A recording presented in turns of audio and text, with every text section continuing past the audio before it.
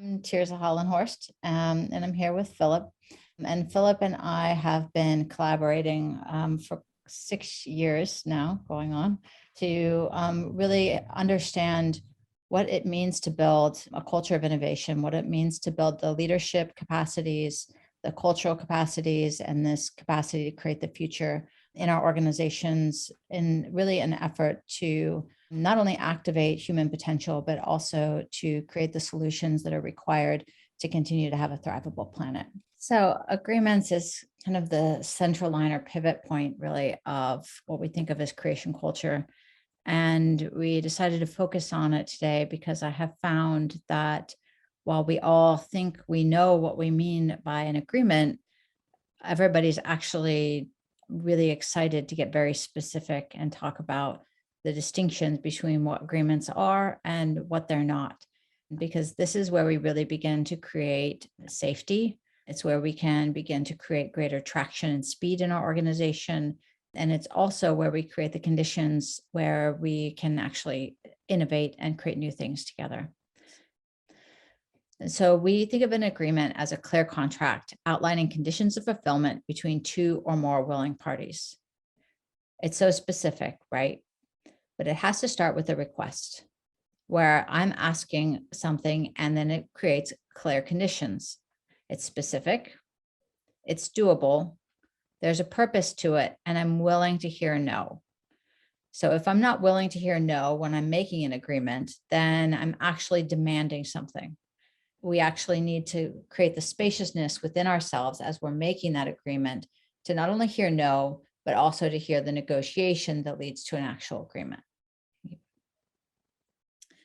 So when we're responding to an agreement, when somebody's actually made a request of us, we've got some choices, and it's important to recognize we have choices. We can ignore it, we can decline it, we can accept, or we can create a counter offer.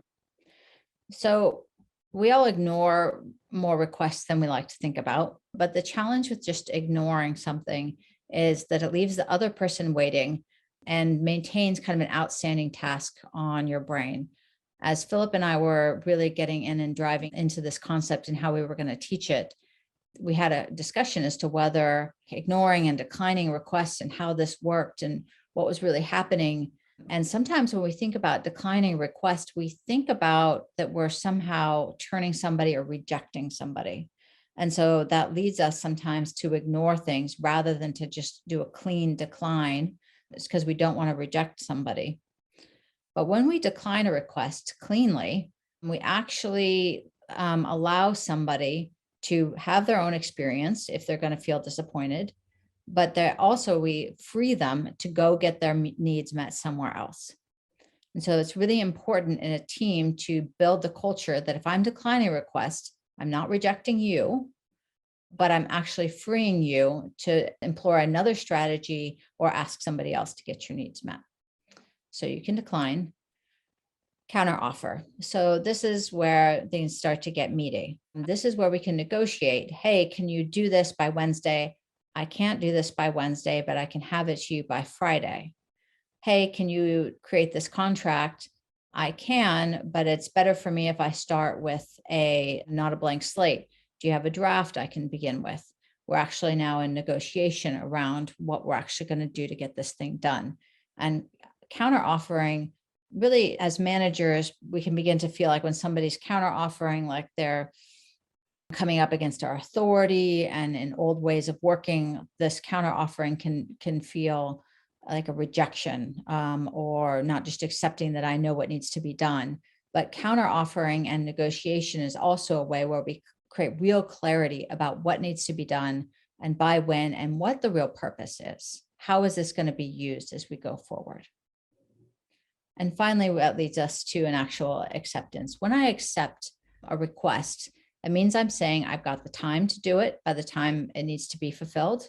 I have the capacity, I have the abilities, I have the resources to fulfill it, or I have that grit, the faith, and self-confidence I need to learn what needs to be done. And I have enough support around me to be held accountable for my results. And so this is the key aspect of of holding accountable means that I'm held in a system where I know where this request is going to live. So I'm not trying to remember it and come back to it later. It's actually written down somewhere. I have the tools and resources available to me, and I actually can be accountable because I'm held in a system that sets me up for success.